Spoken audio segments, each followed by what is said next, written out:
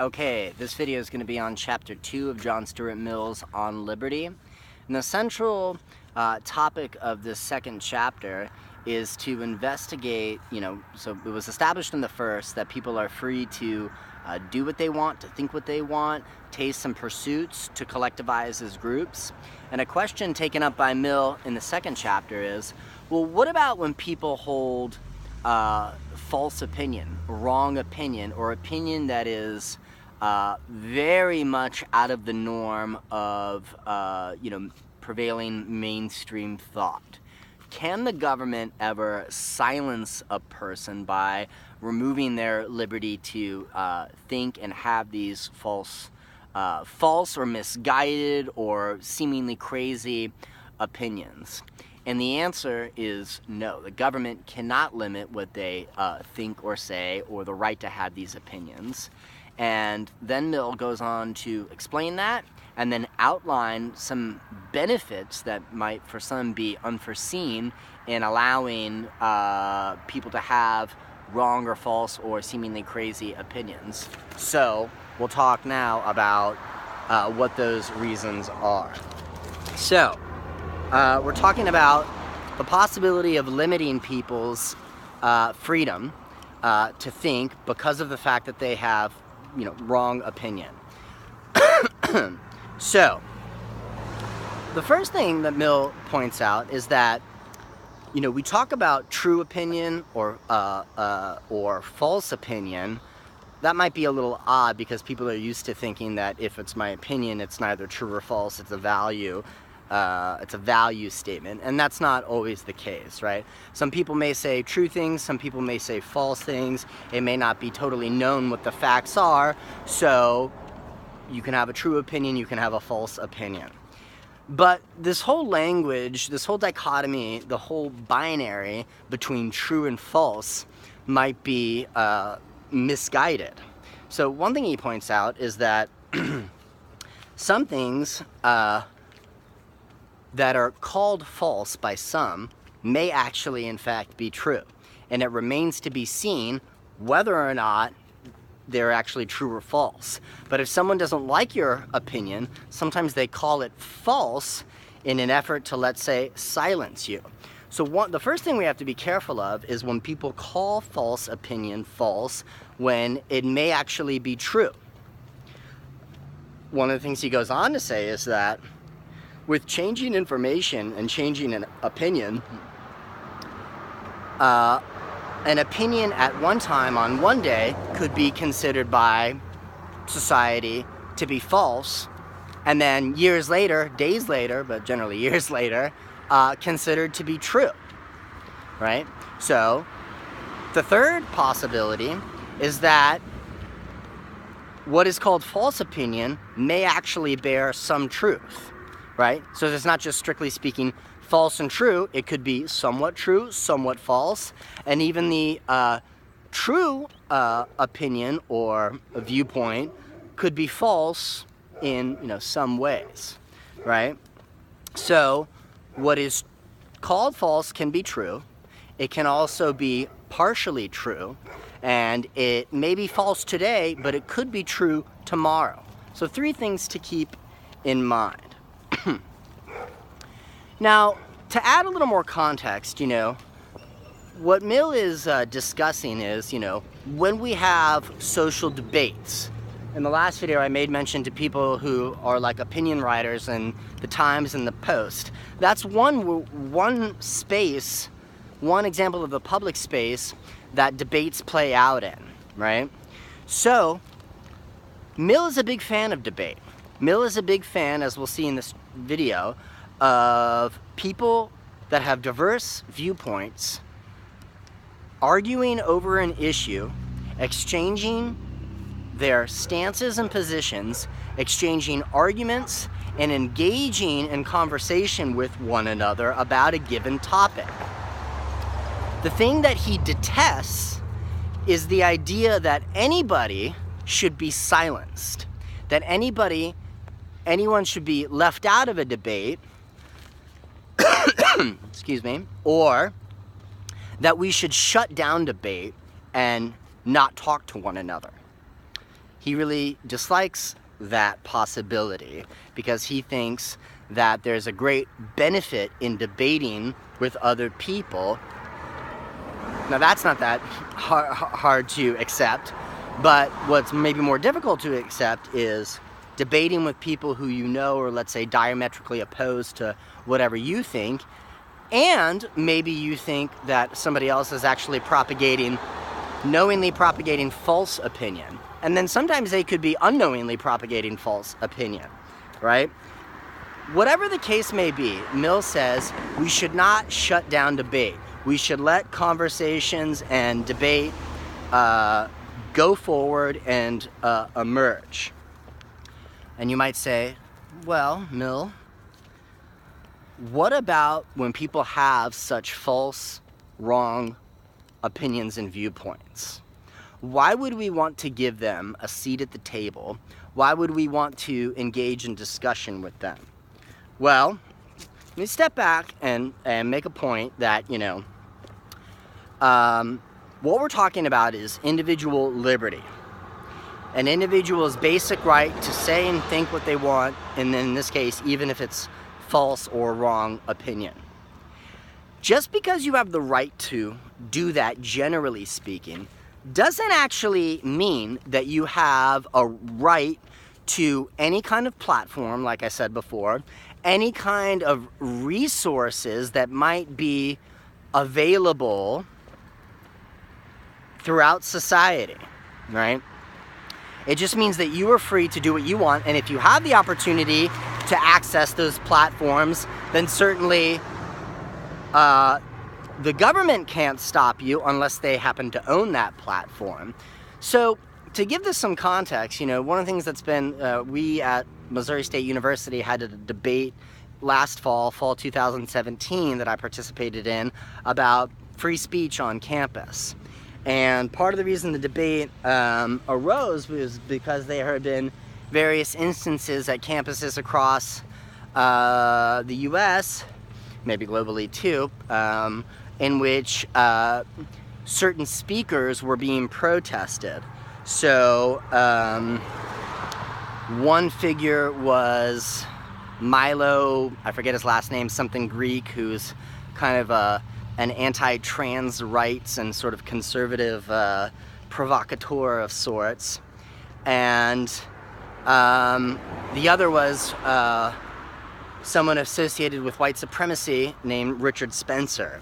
Now, and then another one was actually kind of liberal-leaning political comedian Bill Maher. I know Milo and Bill Maher were prevented from speaking at Berkeley, at least initially, and then Richard Spencer was trying to speak at a university of Florida, and protests disrupted that. So I'm going to return to these examples, but before I do, I'm going to discuss what Mill thinks is beneficial, even about wrong or false opinion.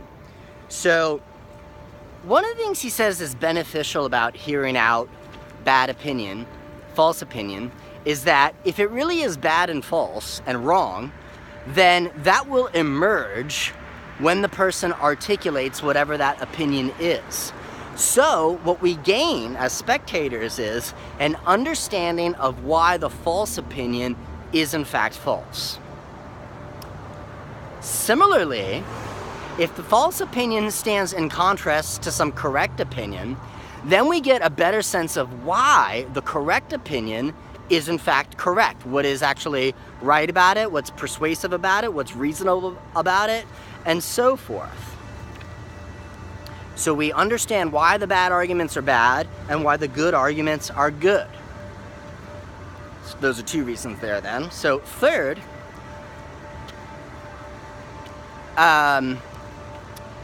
if you don't have someone questioning what is considered accepting prevailing belief, then whatever the truth of certain questions is, he says, might turn into what he calls a dead dogma. Now, a dogma is basically a way of life or something by which you live that you don't really, at least a dead dogma, that you don't really think about the reasons for why you're doing it anymore. It's very dogmatic. It almost has happened. Maybe you had reasons for it way back when, but maybe you've kind of lost sight of those, and you perpetuate this dogma more so by habit than by ongoing justification and articulation of reasons. So another thing that bad or false opinion can do in questioning the right opinion is prevent people from believing things just out of dogmatic habit, and encourage them, remind them about the reasons and justification they have for thinking that the right answer is right. The fourth reason is something I mentioned before, why we wouldn't want to prevent unusual opinion, or what some people would call false, is that new times sometimes call for new truths. So you can imagine the various examples, shifting opinions and values in America regarding notions of racial equality, notions of gender equality, notions of equality regarding sexual orientation and sexual identity.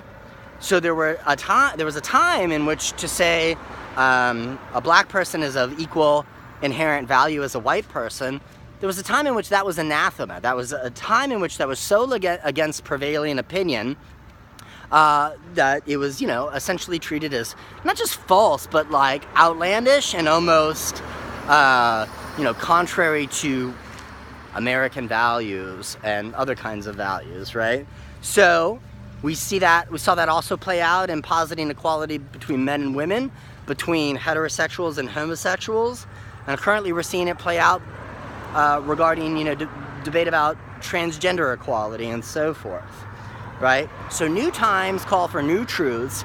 If we shut off debate and prevent people from talking, we may be obstructing a future truth from emerging. It's another reason why we don't want to obstruct it. And then lastly, for the reasons I've already mentioned, when we're talking about wrong or false opinion, Mill also says many of those reasons to not obstruct false opinion would also apply to the value of a diversity of opinion. So certainly if someone has what others consider a false opinion, it adds a little diversity to it. But Mill's a big believer in having different perspectives at the table so that you can get a good mix of ideas on the table.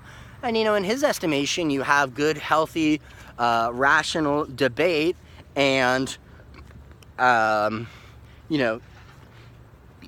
he thinks that the best ideas will eventually win out. Okay, so those are the central reasons to not use the law to restrict people's individual liberty.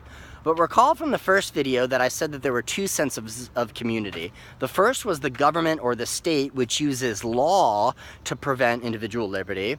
But then you also have the general community. You have the majority opinion. You have the ascendant class.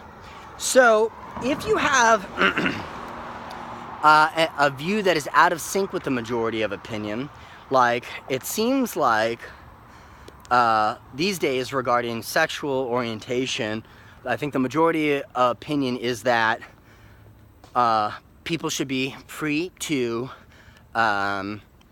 engage in sexual relationships with people of their own sex, people of a different sex, whatever they choose. We saw a couple years ago the legalization of gay marriage, and we saw that not only did that reflect a change in opinion, but it's also encouraged beyond that point more change in opinion, more acceptance, right?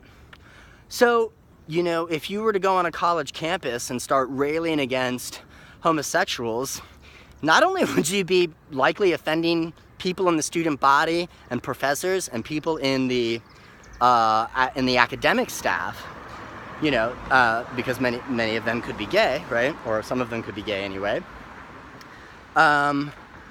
You're going to basically upset and antagonize, a group of people.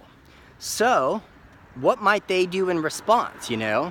They certainly cannot harm your body and shut you down, putting duct tape over your mouth or something like that. That would be a direct physical harm that the harm principle would prevent.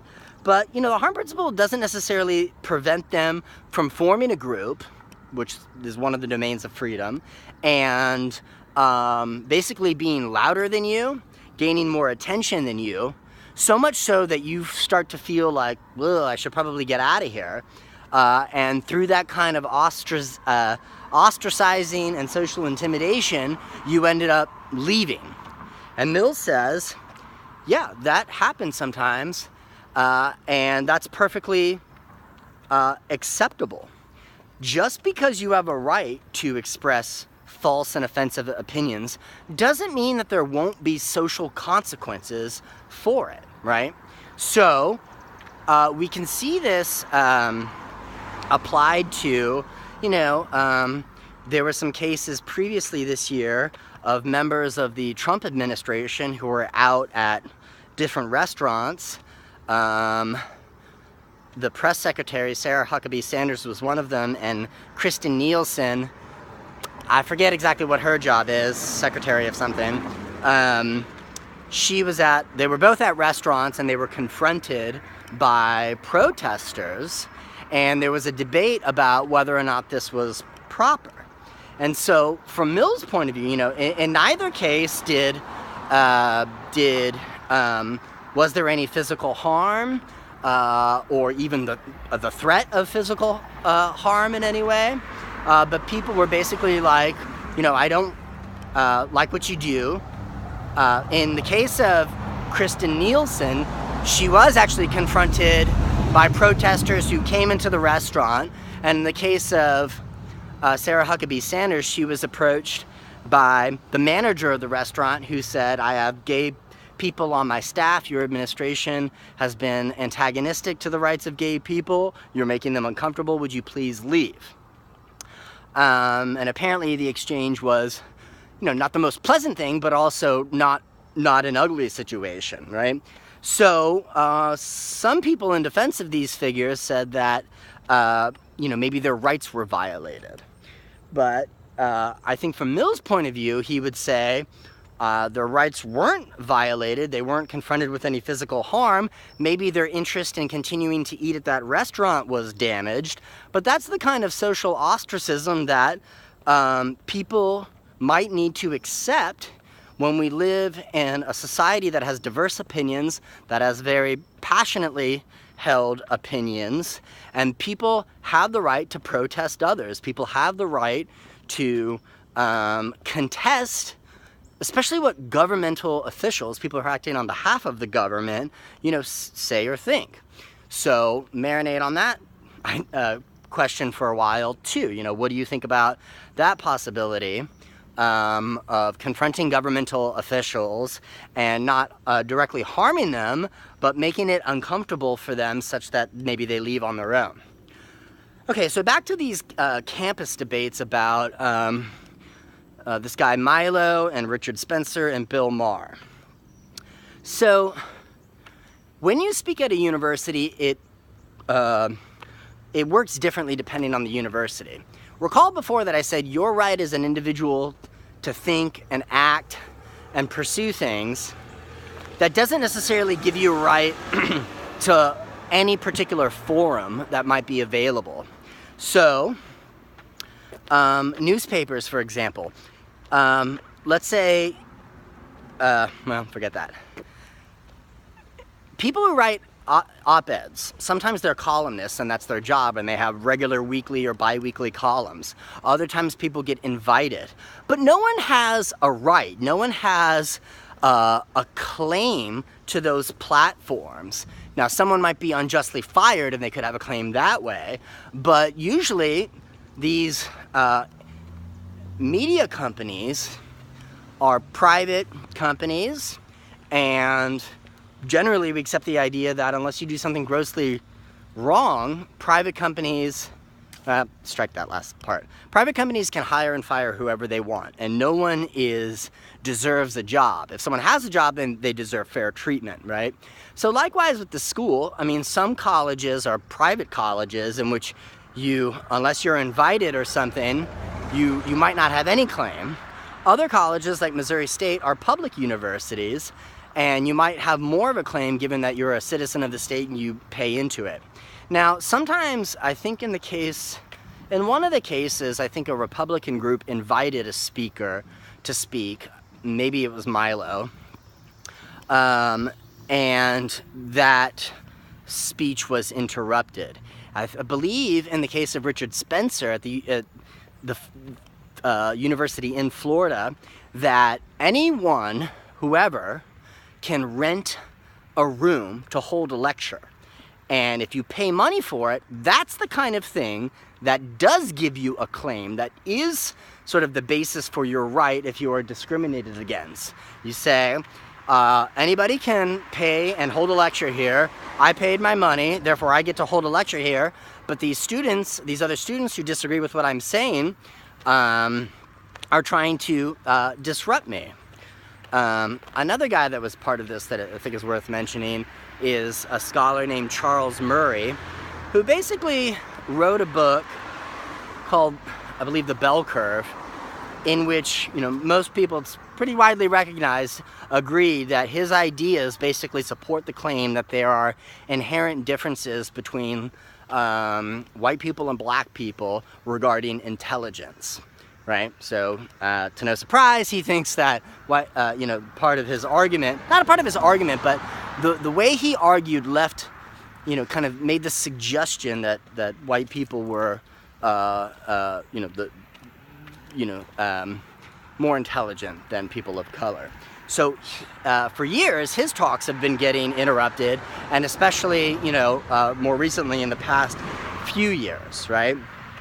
So anyway, the point of bringing all this up is to highlight the contestation of debate, and I think Mill would say in all of the cases that I mentioned that these people absolutely should not be silenced by governmental authorities, but whether or not they have the right to these forums really depends on the particular circumstances, whether or not, let's say they were invited by an organization of the university like a fraternity or something that pays their dues and should have the right to, if they're playing by the rules and going through the procedures that are there, should be able to invite whoever they might want to invite, no matter how provocative or antagonistic that person may be.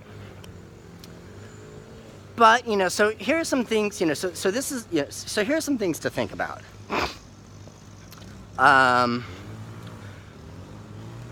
Remember that the reason why we want to not restrict these people's liberty is because to do so would be to violate the harm principle, and we would be precluding the opportunity to gain all of those benefits that I talked about before from people who, if we presume that they do have false opinion, from that false opinion.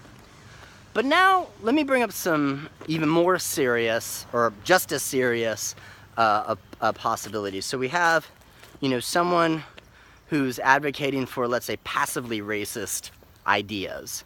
You might also have people that are, we see this in the last couple years, the rise of people who are advocating for more actively racist ideas. We saw the white supremacist rally in Charlottesville.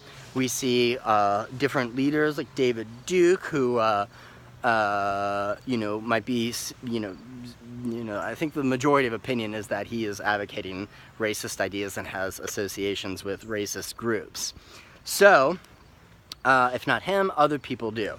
So the point is, do we really need to listen to fascists and racists and homophobes and, let's say, climate deniers in order to understand that, let's say, climate change is real and it's partially human caused, that, we don't fully understand equality even though we've gone through a civil war, we've gone through Jim Crow, we've gone through civil rights, we've gone through mass incarceration, we've gone through the drug war, but we still don't know enough about equality. So, the thing I'm getting at is, at some point, certain things become widely accepted facts. How much do we really need to give a platform to people who go against that? Who want to say, I advocate for white supremacy, or climate change is a hoax, or women should be subservient to men, or homosexuals, are going to harm our children in one way or another. All these kind of classic fear-based arguments, So I think Mill would say that, again, people should be free to think what they want to think. But, as I said, it doesn't necessarily give them a right to a platform. But as with the question of suicide, in talking about, does suicide actually affect other people, not just the person who kills himself, can there be the kind of speech and the publication of thought that actually incites violence, that leads to violence? I mean, part of what was seen in Charlottesville is amidst that rally with the white supremacists and the tiki torches, you had a person associated with that group who drove their car into a crowd of peaceful protesters, killing a young woman.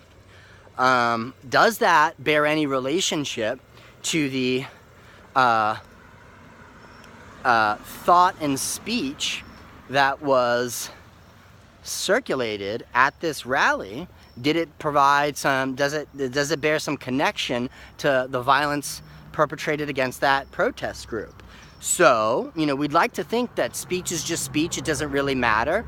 But you can look at the Supreme Court cases. The Supreme Court has ruled that you cannot go into a crowded theater or even an uncrowded theater and yell fire, because it incites panic and it can cause people to get hurt.